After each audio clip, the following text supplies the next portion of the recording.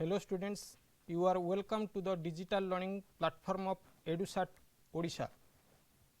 In the previous classes, we discussed about the genetic material, the structure of a gene, and very recently replication of a DNA, the mechanism by which DNA replicates. Towards 1958,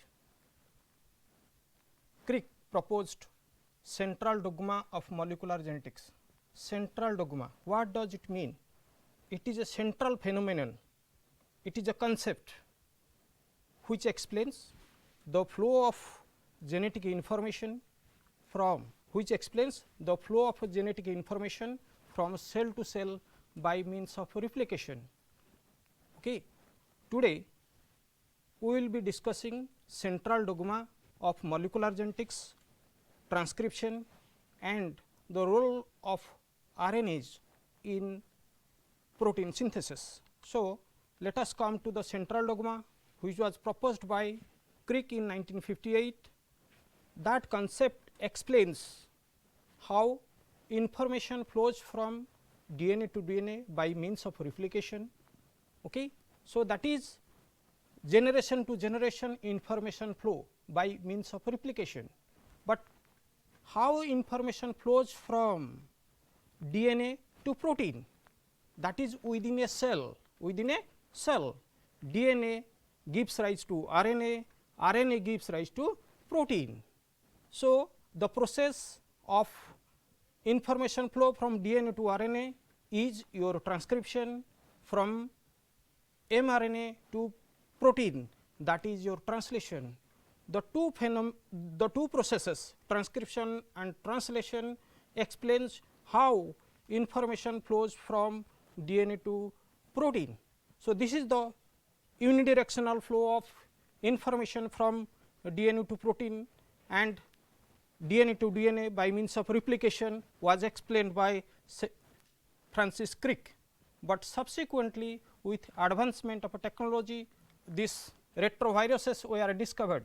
They have single stranded RNA as genetic material and a unique enzyme called reverse transcriptase, that is an RNA dependent DNA polymerase, which use RNA as template and synthesizes DNA.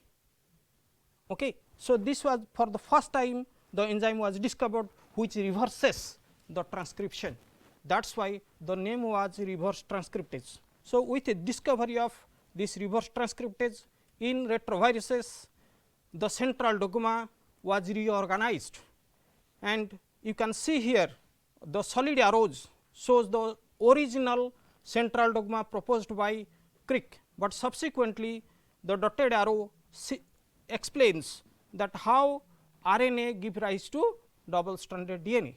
So, this is the present form of central dogma.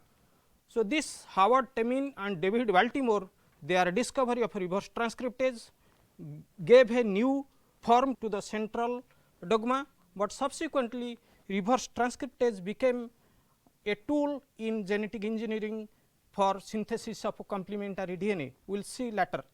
So, now prior going to the process of transcription, let me tell you why it is so called. Some fundamentals must be understood before going to the process of transcription.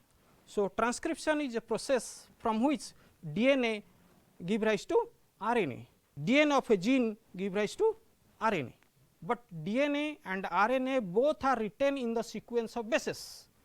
They are a language, that is nucleic acid language, but two versions, two scripts. One is DNA script, that is written in ATCG, another is written in AUCG, but both are nucleic acids. So, only script is changed. So, the process by which DNA give rise to RNA by means of transcription process. Okay.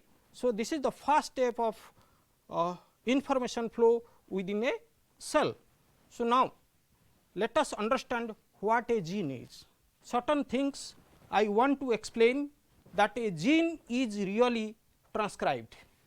Gene is really transcribed. So, transcription, as we understood the two terms transcription and translation, let it be clear. The terminologies are important. So, transcription, DNA give rise to RNA, but DNA is written in ATCG sequence, but it is written in AUCG sequence. Only the script is changed, that is why it is called transcription. But in case of translation, what is in that the sequence of bases of mRNA, are converted to the sequence of amino acids, So, the language is entirely changed. So, that is why it is called translation. Okay. But the details of which will be explained later. Now, what is transcribed, whether it is DNA is transcribed or a portion of the gene is transcribed. As we know, genes constitute hardly 3% of the entire genome. The genes are transcribed. The DNA of gene, a gene is transcribed. Okay. So, here if it is at all a gene, it is a stretch of DNA in the chromosome which has a definite boundary, but in general DNA has two regions, especially a structural region, the other one is the promoter, that is the regulatory region. So, now here I can say you it is the structural region which is transcribed, this region is not transcribed, but this regulatory region helps the accurate transcription of this structural region. So, then let me explain the major difference between prokaryotic and eukaryotic genes, because prokaryotic genes are continuous genes. At least during our first year syllabus, we must have encountered the terms monocystronic and polycystronic genes,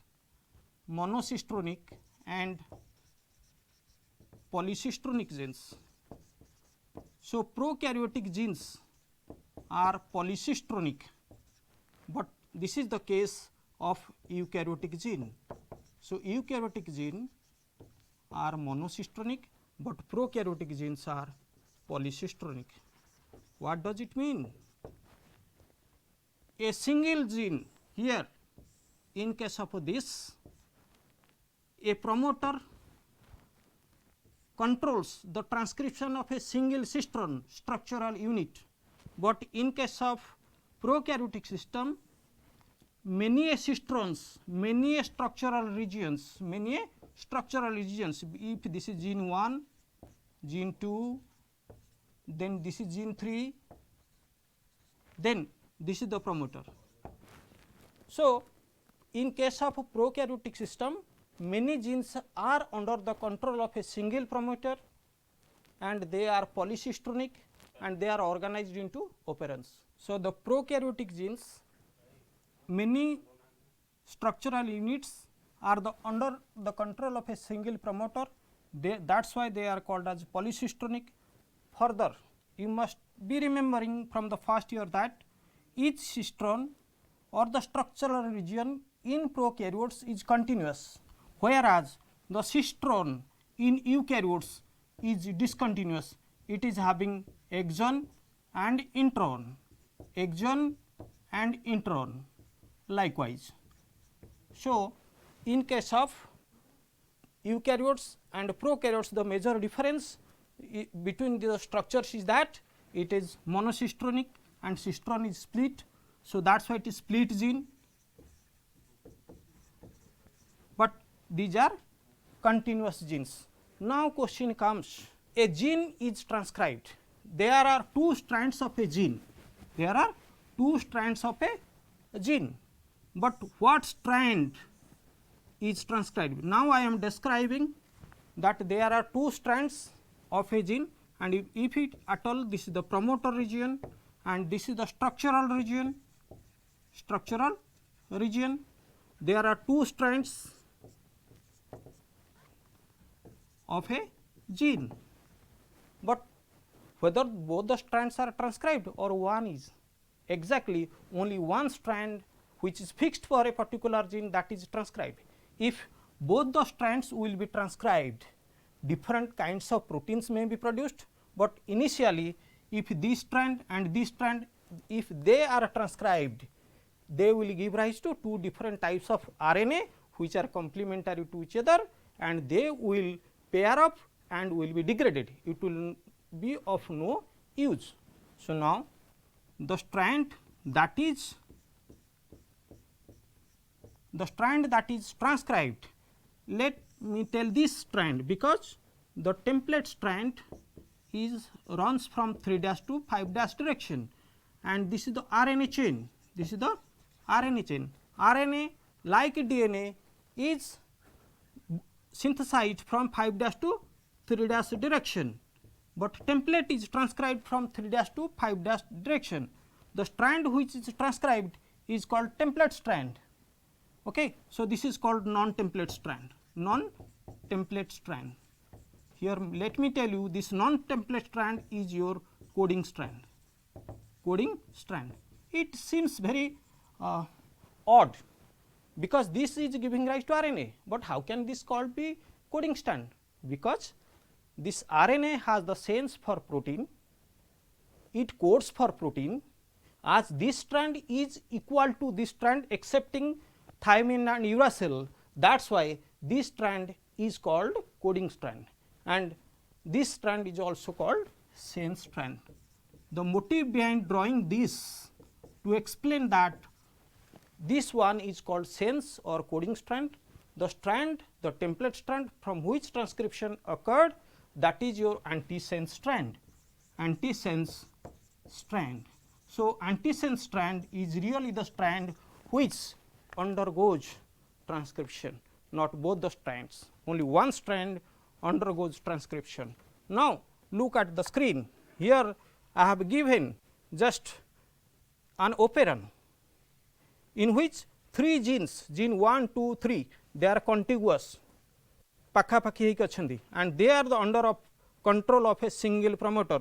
This is the organization in case of prokaryotes. Now, because in our syllabus transcription in E. coli or prokaryotic system is mentioned, that should be explained well. So, now a gene, a regulatory region which is called promoter, and the structural region which undergoes transcription. So, the template strand of the structural region undergoes transcription. So, now the 3 regions of a gene, because a gene has a boundary whether it is in prokaryote or eukaryote, gene meant for function. A gene has a promoter, regulatory region, where from the transcription starts, or that directs from where the transcription of the gene will take place, and ultimately another sequence towards the end, that is downstream of the coding sequence, is your terminator. That sequence has the signal or has the sequence which directs termination of the process of transcription. Now, my question is, promoter is a regulatory region that is upstream of the coding sequence, that is towards the 5' end of the coding sequence, present towards the 5' upstream of the coding sequence. Now, another thing is how the enzyme which carries out transcription, that is RNA polymerase. In prokaryotes, there is a single type of RNA polymerase.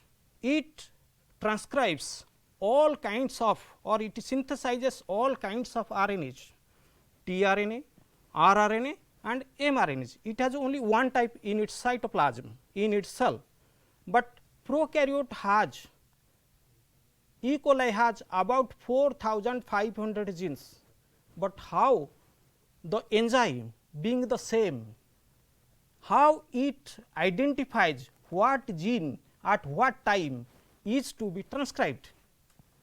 Here I want to mention 2 important things. the enzyme has a sigma factor, I will come to that. That sigma factor recognizes the promoter. So, promoter is important. So, promoter of all the genes in prokaryotes when sequenced compared, when they are compared, it was found that upstream, that is towards the 5' end towards the -10 base sequence, there is a consensus sequence. There is a consensus sequence which is hexanucleotide T A A T A T.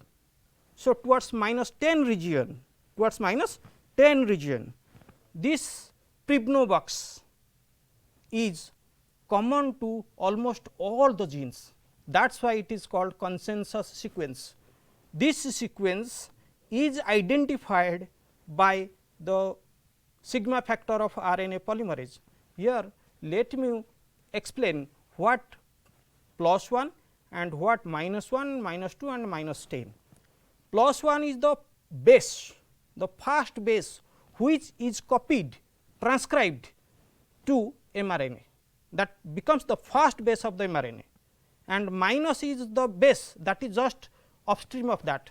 So, between +1 and -1 there is no gap, no 0. So, +1 is the first base to be transcribed, -1 is the base upstream, first base upstream of the promoter. So, prokaryotes have the Pribno box. Similarly, eukaryotes towards -25 region they have a Tata box called Hogness box. So, promoters are essential for transcription process. Why I emphasized this? Because you must know eukaryotic genes, insulin gene is now placed in bacterial system. So, when this is placed, it is the insulin gene coding region by structural region, it must be tagged to the prokaryotic promoter, otherwise it will not work or operate, not be transcribed in the prokaryotic system. So, understanding the promoters, structural regions, property of the structural region is very important, while we will be going to genetic engineering in the subsequent sections.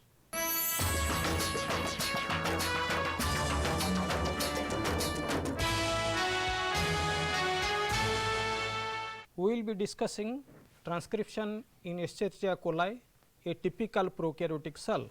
In prokaryotic cells, there is a single RNA polymerase, that is called DNA dependent RNA polymerase, because that uses DNA as template and synthesizes RNA. That is why it is called DNA dependent RNA polymerase, and it is only of one type in prokaryotes. So, let us have a look, because on this, on the structure of this E. coli RNA polymerase, because it is very important in the process of transcription. So, this consists of 5 different polypeptides of 4 kinds: alpha 2 molecules, beta, beta dash and sigma. The first 4 constitute the core enzyme and the association of the sigma factor, because sigma factor is dissociable from that. Okay. So, the core enzyme, when the sigma factor associate with that, that becomes the hollow enzyme. So, the function of the hollow enzyme is it recognizes the promoter.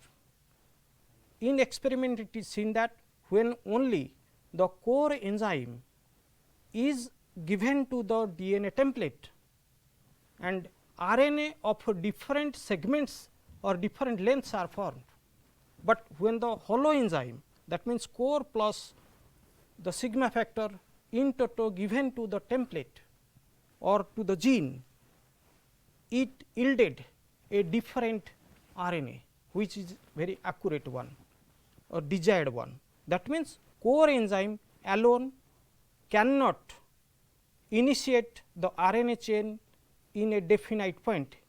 So, for the accuracy from where the transcription would begin, it is the function of the hollow enzyme. So, the hollow enzyme is responsible for recognition, binding to the promoter and unwinding of the 2 DNA strands, because the DNA in double helical form cannot be copied. When it is unwound, when the two strands are separated, the bases are exposed, one of the two strand, that is the template strand, which is antisense DNA strand, that acts as template. So, the template is read from 3 dash to 5 dash direction, transcribed from 3 dash to 5 dash direction. Another major difference of the RNA polymerase from that of DNA polymerase is that it initiates the chain de novo. It does not need any primer as the DNA polymerase 3 was doing. So, now the another important feature of prokaryotic transcription is that the building blocks are ribonucleoside triphosphates. They are ATP, UTP, CTP and GTP. So, these precursors, they come to the site of the enzyme as triphosphates, but what remains in the RNA chain, that is the monophosphate form. What is hydrolyzed, what is cleaved? Now, that is the pyrophosphate. That pyrophosphate, that means PPI, is the source of energy. The phosphate phosphate bond, when it is hydrolyzed, that provides the driving force for the polymerization process. So, the nucleoside triphosphates, they are working as the building blocks side by side, they are also the source of energy for the reaction process. Okay. DNA is transcribed in 3 dash to 5 dash direction, but RNA grows from 5 dash to 3 dash direction. Now, the process systematically can be studied like this. The process of transcription can be studied under the headings, that is the binding of RNA polymerase to the promoter of the template, then initiation of the chain, elongation and chain termination. So, initiation is brought about when the RNA polymerase binds to that. I have explained well how the hollow enzyme binds to the consensus sequence of a promoter in gene. So, now you look at this diagram, the sigma factor and the core enzyme, total the hollow enzyme that binds to the -10 base to -35 base sequence. So, that these are the consensus sequences among different genes. Okay. So, that helps in the binding of the core enzyme, hollow enzyme to the promoter. Once recognition, unwinding and initiation is over, then the sigma factor dissociates, because that sigma factor is loosely bound to the core enzyme. So, now in step A you see how that associates, then initiation takes place from the +1 site, then the sigma factor goes away and then elongation starts. So, what is seen here, I can say there is a temporary local unwinding of the base. What long of the DNA is unwound? It is exactly 17 nucleotides long DNA is unwound locally by a RNA polymerase for transcription to take place. It forms a transcription bubble. If you look at, it is a transcription bubble. There the unwound DNA, the growing RNA chain, they constitute the building blocks, the enzyme, everything constitute the transcription bubble. So, now in the elongation phase, RNA synthesis begins after the formation of the first phosphodiester bond, whether it is DNA or RNA, does not matter. Everywhere nucleotides are linked to each other by means of phosphodiester bond. But what would be the first base, what would be the second base, that what would be the third one? It is not arbitrary, it is directed by the complementarity of the template strand. So, template strand determines what would be the sequence of bases in RNA. So, an important change in the elongation phase is the dissociation of the sigma factor. Then the transcription bubble, as I have already discussed, it moves downward. Why downward? Because in the upstream there is promoter, in the downstream it is a coding sequence. It goes towards by way of a polymerization. The transcription bubble gradually moves towards the transcription termination sequence by addition of nucleotides. If you compare DNA replication with transcription, 800 nucleotides are added per second in DNA replication, whereas in transcription, the RNA chain elongation takes place about by addition of 50 nucleotides per second. So, as the DNA bubble moves, the DNA unwinds ahead because it has to open up the strand, make available the template, but on the behind it must rewind. So, the basic reaction carried out by RNA polymerase is like this: a particular length of RNA having n number of nucleotides and one nucleoside triphosphate. In each time, in each reaction, there is addition of one nucleotide, and this addition is made possible, or bond formation is made possible by means of a phosphodiester bond. So, this is a sequential growth of the RNA chain. Hope you have understood this well up to this. In continuation to the transcription process, let us look at the elongation phase, and a special discussion must be made of the transcription bubble. As bubble, we know a locally unwound two strands of DNA, and where you will find the entire region, the transcription bubble comprises of the locally unwound DNA, the nascent RNA chain and the nucleotides, all constitutes the transcription bubble. It is almost 17 nucleotides long, 17 nucleotides long. So, when this elongation process goes on, it continues, but where it is to end? The gene has the signal for that, that is the termination sequence. As promoter gives the signal where to start, termination is the sequence, it gives the signal where to end transcription. So, it is there in the gene. So, therefore, I told you gene has a boundary, beginning and end and different regions, two regulatory regions, promoter and terminator, and the coding sequence. So, now when the termination reaches, how termination is brought about? In the gene itself, the transcription termination sequence consists of a GC rich region, GC, GC, GC.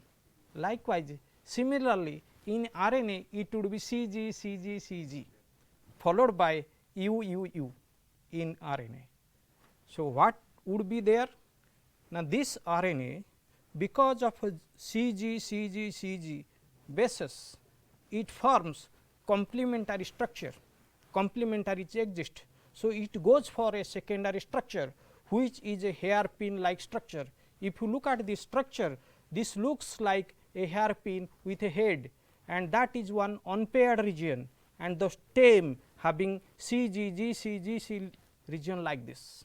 So, when in the RNA itself a stem hairpin like structure is formed, followed by U, U, U, U, that gives a signal to the RNA polymerase, and the RNA polymerase halts, pauses therein, and after some time the U, U, U region also signals, and it there the RNA forms weak bonds with the DNA, and there the RNA terminates its synthesis.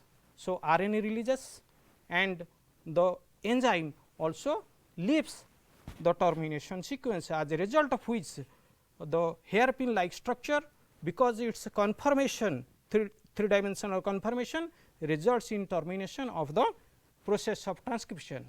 But in other cases, another factor called Rho dependent termination, another protein is also involved in certain other cases, that I am not going to discuss, but Rho protein is also involved in transcription termination.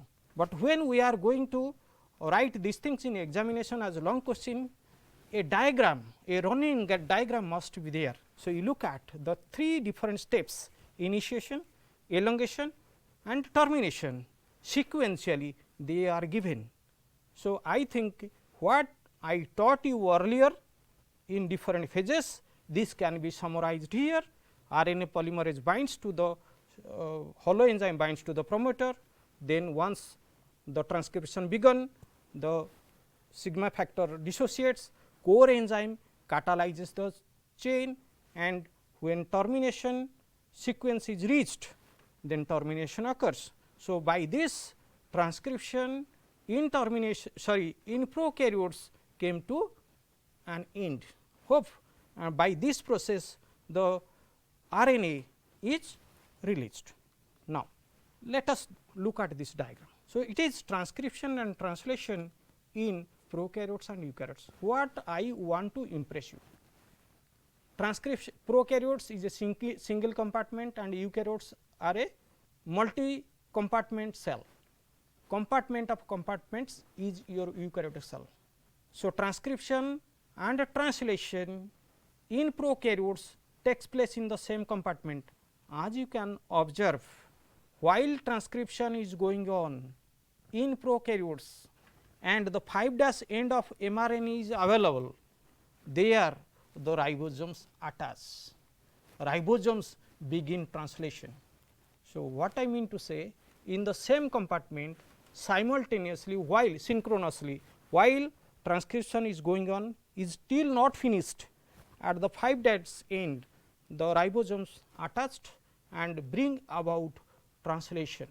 So, this is called simultaneous or coupled transcription and translation in prokaryotes, but in eukaryotes it is quite different. All the transcription processes, all types of RNA are synthesized in the nucleus, because the genes, the DNA is housed in a compartment that is nucleus, but we know ribosomes, they are available in the cytoplasm for protein synthesis. So, the protein synthesis compartment is cytoplasm, but RNA synthesis compartment is your nucleus.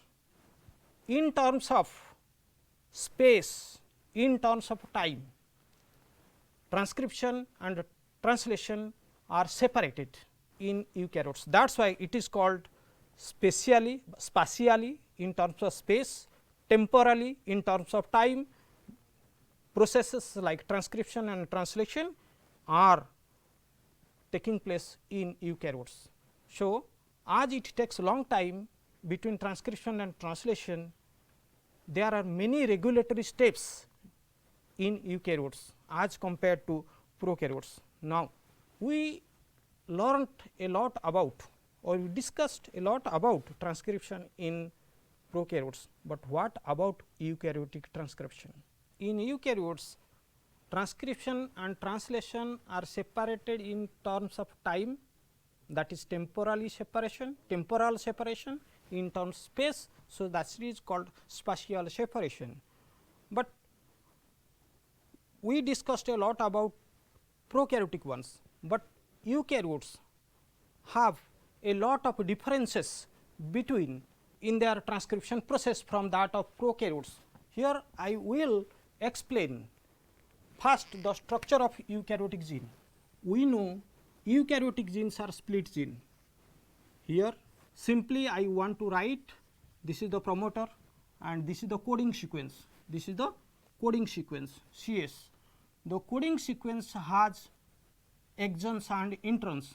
Here I will write exon 1, this is intron 1, this is exon 2, this is intron 2 and this is exon 3. So, these exons and introns, what does it mean? Exon means, it must be well understood, exon expressing region. So, these exons are the regions or the sequences exon. These are the regions which must be finally reflected, these must be finally spliced back to form the functional mRNA. So, these exons have the information for messenger RNA and subsequently proteins, but what the introns are? Introns, where the term comes, introns. So, these are intervening regions, intervening regions. So, from these two terms, these int are introns. So, introns intervene the continuity of the coding sequence. So, that is why they are called as introns. I may tell you this is the nature of the split gene. Split gene was discovered in 1977 by Philip Sharp, okay, Roberts and Philip Sharp in 1977 in adenovirus, which is a eukaryotic virus. So, that led to the discovery of split gene of eukaryotes. So, now question arises, when this RNA is transcribed, DNA is transcribed to form RNA. Okay. When this is transcribed, because this much is not going to be transcribed, this is to be transcribed. So, this is your primary RNA transcript, primary RNA transcript. The product of transcription is called transcript. So, here like DNA, it has also introns, it has also introns. So, these introns must be removed, must be removed. Okay. I will show how these introns removed and this transcript is processed. I will show you this in the slide, but here let me emphasize that in contrast to prokaryotes, eukaryotes have 3 different types of RNA polymerases. They are RNA polymerase 1, RNA pol 1, in short polymerase 2, polymerase 3, but prokaryotes have only one type. Prokaryotes have only one type. So, RNA polymerase 1 give rise to rRNAs, rRNAs. This give rise to mRNAs, which give rise to proteins, and this give rise to tRNAs. So, I have remembered in my life like this 1, 2, 3 RMT. RMT. So, ribosomal RNAs, this is 28S rRNA, okay, 18S rRNA and 5.8S rRNA. All RNAs, mRNAs are synthesized by this, and tRNAs and 5S RNA by this. So, there are 3 different types of RNA polymerases to synthesize different types of RNAs in eukaryotic cell. So, now these can be distinguished or this could be discovered because of one poisonous mushroom, one toxin, Amanita phalloides, Amanita phalloides, which is generally called death cap mushroom. It has one active component called alpha amanitin, alpha amanitin. Its application led to the differentiation or distinguish the 3 different kinds of RNA polymerases. This is insensitive to the alpha amanitin. Polymerase 2 is fully sensitive and polymerase 3 is partially sensitive. So, this differential sensitivity of RNA polymerases to alpha amanitin led to the discovery of 3 different kinds of RNA polymerases. So, now I can tell you these 2 are present in the nucleoplasm. Where they are located? Nucleoplasm. But can you guess where this is? Because the little nucleus, that is nucleolus, is the site of ribosome assembly that carries the nucleolus organizing region. Therefore, this RNA polymerase is localized in the nucleolus. So, this is a nucleolus localized polymerase, but these 2 are present in the general nucleoplasm. Now, let me explain how this RNA processing occurs. So, the immediate product of transcription is transcript. It contains both exons and introns. The processing of primary RNA transcript is very complex in eukaryotic system. As part of the eukaryotic processing, there are 3 events. one is called capping. You will see, as you see, the first end or first terminus to emerge of the RNA is 5' end. This 5' end is capped by addition of a 5-methyl guanosine group. So, capping is addition of 5-methyl guanosine, a chemical group, to the 5' end, and once transcription is over, then template independent polyadenylation takes place towards the 3' end. You see, once transcription is over, in the green color a polyatel, that means many adenosine residues, adenylic acid residues are added, mostly 200 to 300 residues are added to the 3' terminus, but that is not template dependent, that is template independent. So, capping and tailing. Side by side, removal of introns takes place by looping mechanism, they are looped out and chopped, and the exon 1, exon 2, exon 3 they are joined, spliced back. So, as a result of which removal of introns and joining back of exons makes the exons continuous, as a result of which the functional mRNA, the matured mRNA is too small as compared to the primary RNA transcript. So, this difference in the length of or the size of the primary RNA transcript and the matured mRNA led to the discovery of this mechanism. Okay. So, the messenger RNA is too short in comparison to the primary RNA transcript. Here I want to mention one term called heterogeneous nuclear RNA.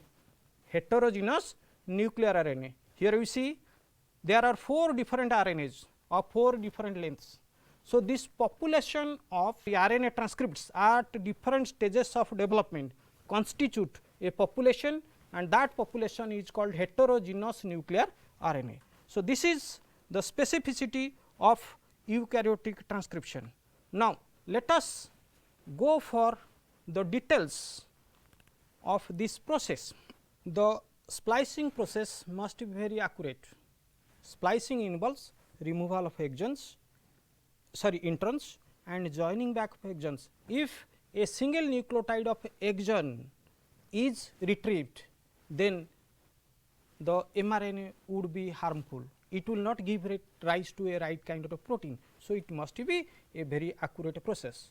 So, the machinery which brings about this splicing mechanism, it is called spliceosome, and here by experiment it is seen that the RNA, primary RNA transcript is self splicing, it is catalytic in function. The RNA along with other proteins is responsible for this excision and joining.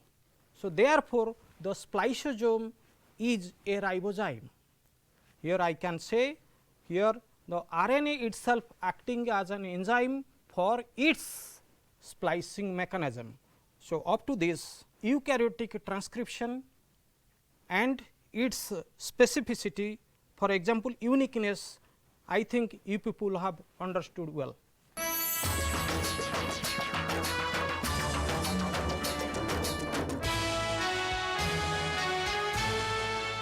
By transcription, messenger RNA is formed. Okay. So, a protein encoding gene on transcription give rise to mRNA. Similarly, the genes for rRNA, genes for tRNA are there.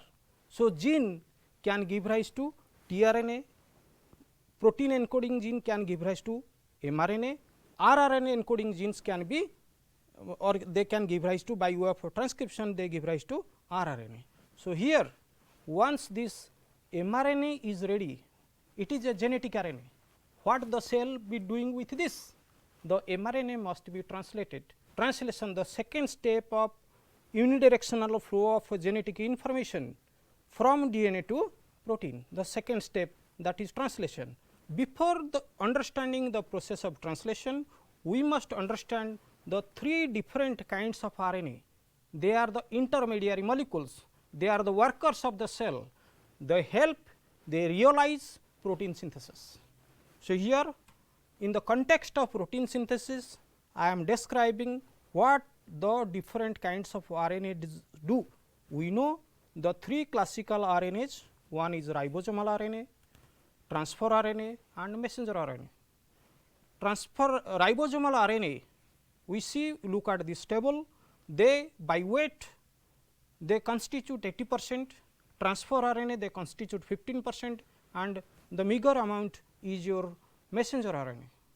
And the size you see, their sedimentation coefficient 23, 16, 5 and 4.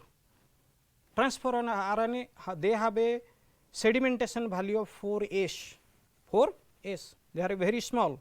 Because of their small size, they are soluble in the cytoplasm, that is why they are called as soluble RNA. Okay. So, now look at the number of nucleotides in them. Ribosomal RNAs 23s has 3700 nucleotides, 16s RNA has 1700, likewise it diminishes.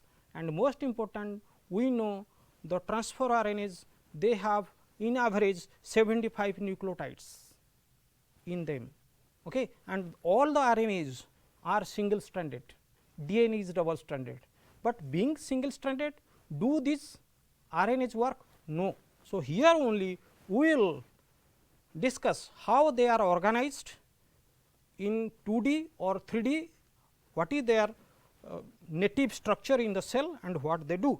Let us look at this. Let us look at this bacterial messenger RNA.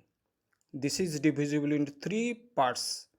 In the center, there is the coding sequence which codes for the protein to be synthesized, and in the beginning of the coding sequence, there is a start codon that signals protein synthesis to be start with, and at the end of the coding sequence, there is a stop codon and that signals that protein synthesis would be stopped here, and in the upstream of the coding sequence there is a 5' untranslated region.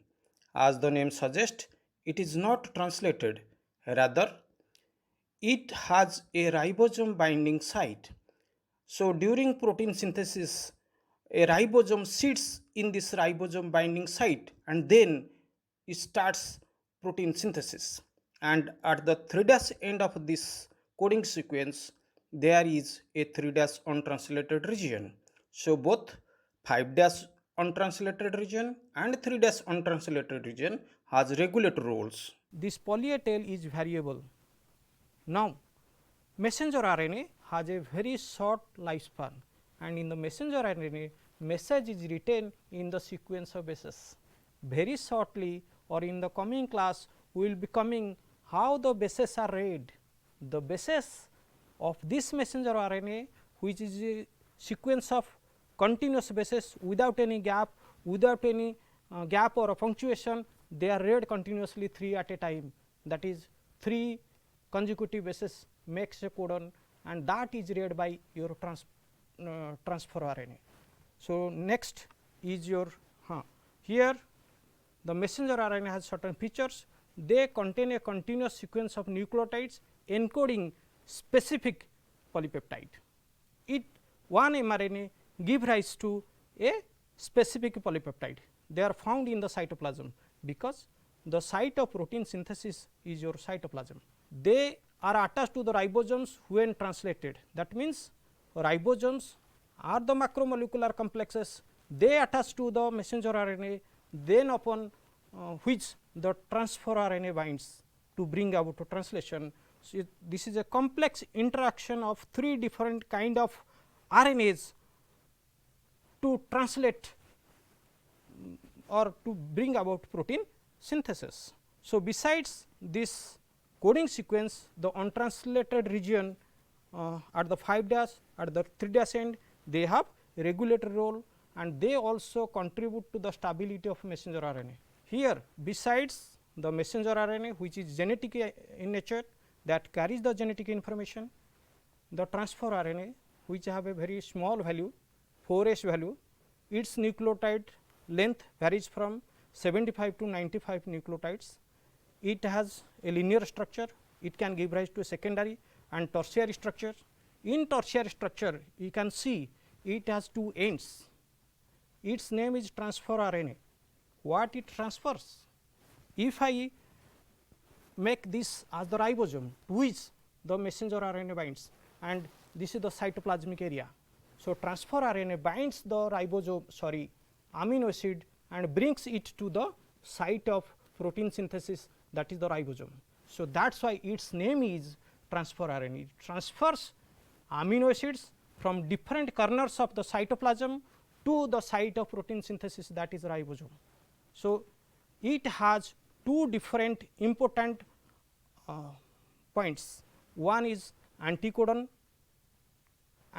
site, the other one is amino acid binding site. In the two arms, opposite arms, in one end it reads the codon through its anticodon, and in the other region it binds the amino acid. Okay. So, transfer RNA are very important in the translation process.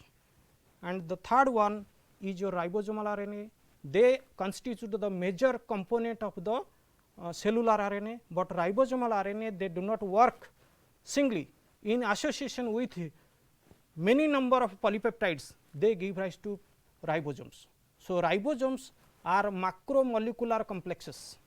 They are molecular machines, I will explain in the coming session. So, here any ribosome comprises of two units, one is the small subunit, the other one is a large subunit.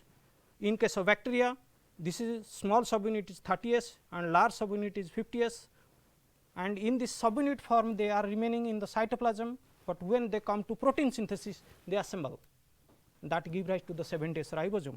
So, ribosome helps in translation, it reads the mRNA, and one thing you remember, the rRNA 23S rRNA or 28S rRNA present in the large subunit is the peptidyl transferase. It brings about peptide bond synthesis during protein synthesis. To sum up this process, I may say you the genetic information flows from DNA to messenger RNA, from messenger RNA to polypeptide, and the first step is transcription and the second step is translation. So, this is the unidirectional flow of genetic information to realize protein synthesis. Why these things must be explained well? Because the ribosomes, unless we know the different sites of this ribosome, we cannot target this. So, ribosomes are targeted by biochemists for development drugs. Okay. So, now I hope you people might have understood well the process of transcription, prokaryotic, eukaryotic, their difference, uniqueness, and this will help us in understanding the second process of unidirectional flow of information from DNA to protein. The second step is translation. Hope we are in a position to go to translation in the coming class. Thank you.